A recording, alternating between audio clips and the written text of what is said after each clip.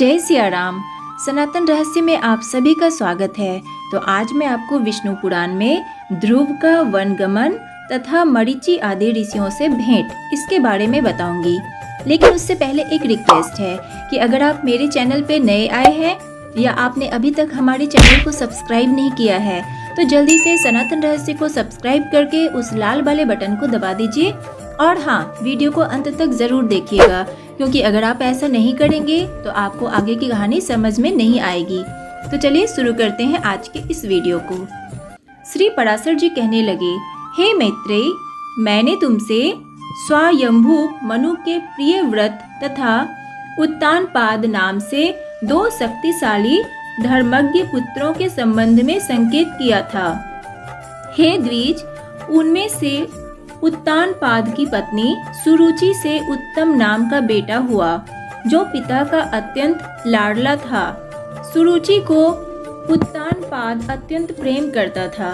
राजा अपनी सुनीति नामक राजमहिषी से विशेष प्यार नहीं करता था। उस महिषी द्वारा उसके पुत्र ध्रुव ने जन्म लिया।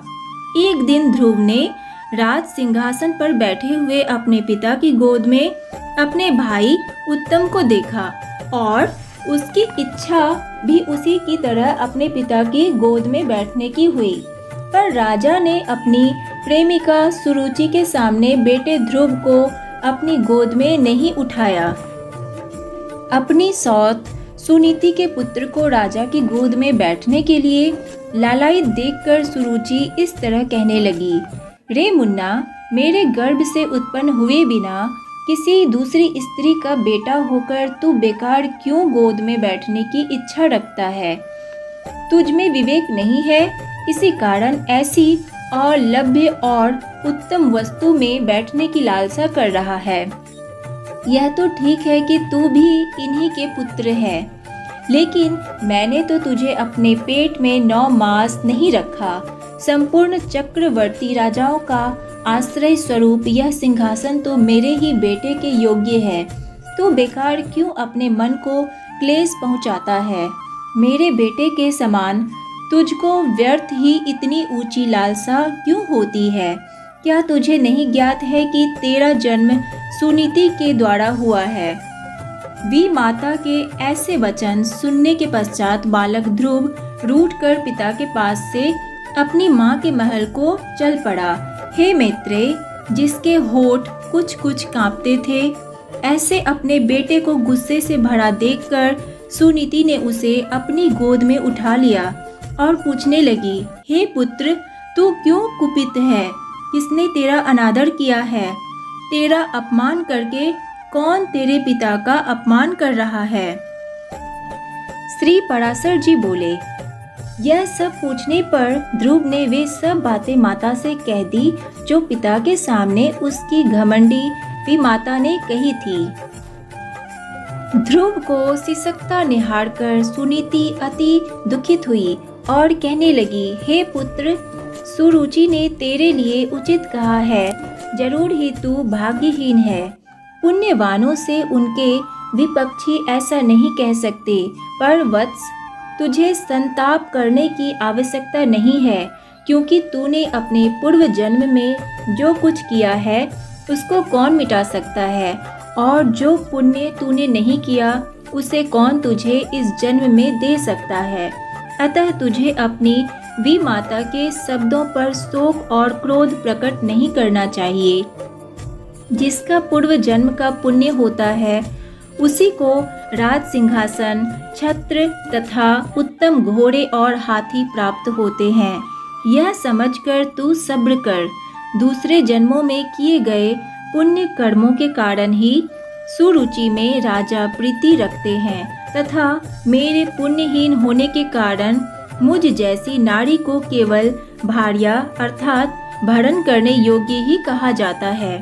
उसी तरह उसका बेटा उत्तम भी बहुत पुण्य पुंज संपन्न है, तथा बेटा तू ध्रुव मेरी तरह ही अल्प पुण्य पैदा हुआ है।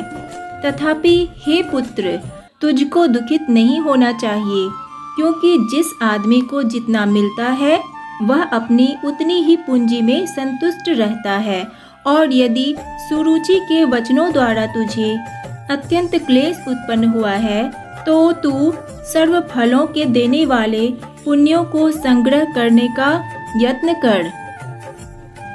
तू पुण्यात्मा, सुशील, प्रेमी तथा संपूर्ण प्राणियों का उपकार करने वाला बन, क्योंकि जिस प्रकार नीची धरती की तरफ ढलता हुआ जल स्वयं ही सिमट आता है, उसी प्रकार संताप्र मनुष्य के पास स्वतः ही संपूर्ण संपत्तियां एकत्रित हो जाती है।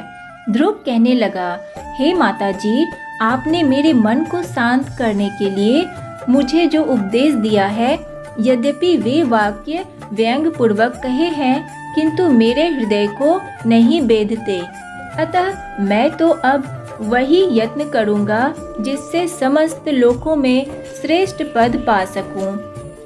राजा की प्रेमिका तो जरूर सुरुचि ही है और मैंने उसके पेट से जन्म भी नहीं लिया।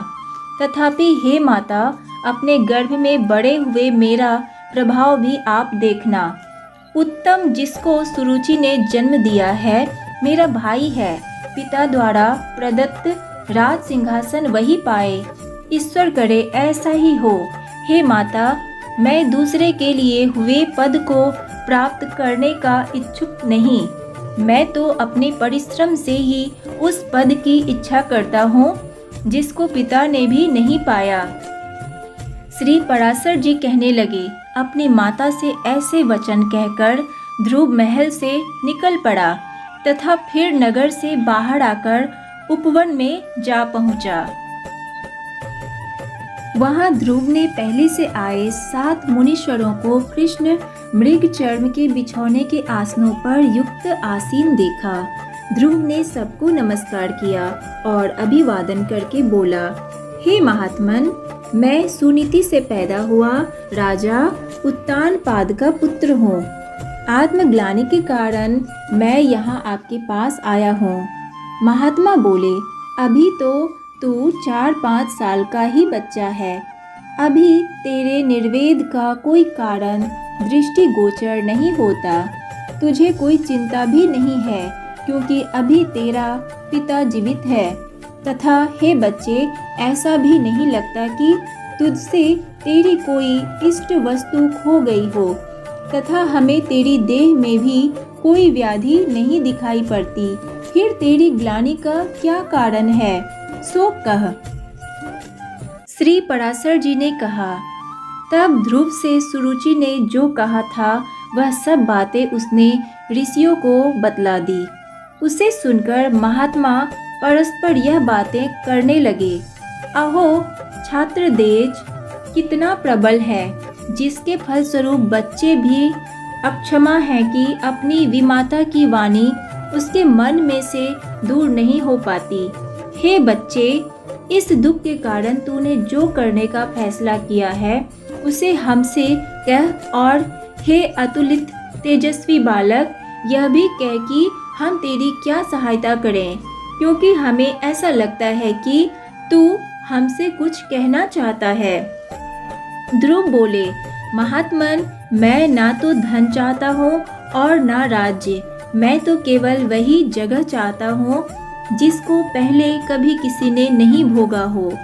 हे मुनियों में श्रेष्ठ, आपकी यही कृपा होगी कि आप मुझे यह बतलाने का कष्ट करें कि क्या करने पर वह सबसे अग्रगण्य स्थान मुझे मिल सकता है, और यही आपकी सहायता होगी। मरीचि ऋषि कहने लगे, हे राजकुमार, बिना श्री गोविंद की आराधना के मानव मात्र को स्थान प्राप्त नहीं हो सकता, इसलिए तू श्री नारायण की आराधना कर। अत्रि जी कहने लगे, मैं तुमसे यह सत्य कहता हूँ कि वे परम पुरुष जनार्दन जिससे संतुष्ट होते हैं, उसी को वह मुक्तिदाता अक्षय पद प्राप्त होता है। श्री अंगिरा जी कहने लगे, यदि तू उस पद को प्राप्त करना चाहता है तो उसी गोविंद की आराधना कर। पुलस्त्य जी कहने लगे, उस हरि की आराधना से मानव अति दुर्लभ उस मोक्ष को पाता है जो पर ब्रह्म, परम धाम तथा परम स्वरूप है। पुलह जी कहने लगे, हे सुव्रत, उन्हें यज्ञपति विष्णु भगवान की आराधना कर, जिनकी आराधना द्वारा इंद्र ने अपना इंद्र पद पाया था। श्री क्रतु जी बोले, उन जनार्दन के संतुष्ट होने पर जो परम पुरुष, यज्ञ तथा योगेश्वर हैं, ऐसी कौन सी चीज है जो प्राप्त नहीं की जा सकती है। श्री वशिष्ठ जी कहने लगे, वत्स, श्री नारायण की आराधना द्वारा तुम अपने मन में जो चाहोगे वही पालोगे। फिर त्रिलोकी के उत्तमोत्तम स्थान की तो बात ही कुछ नहीं है। ध्रुव बोला, हे महर्षियों, आपने मुझे अपने आराध्य देव से परिचित करा दिया। अब यह बतलाइए कि उसे प्रसन्न करने के लिए मुझको क्या जपना होगा। आप लोग मुझसे प्रसन्नता पूर्वक बतलाइए कि उस महापुरुष श्री नारायण की मुझे किस प्रकार आराधना करनी होगी। समस्त ऋषिगण कहने लगे, हे राजपुत्र, हम तुझको यह बात बतलाते हैं कि श्री विष्णु की आराधना में तत्पर पुरुषों को किस प्रकार उपासना करनी चाहिए।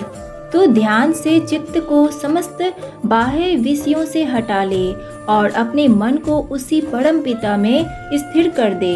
हे राजपुत्र, इस तरह एक चित्त होकर तन्मय भाव द्वारा उसको ओम हिरण्यगर्भ पुरुषः प्रधान और अव्यक्त रूप शुद्ध ज्ञान स्वरूप वासुदेव को प्रणाम है।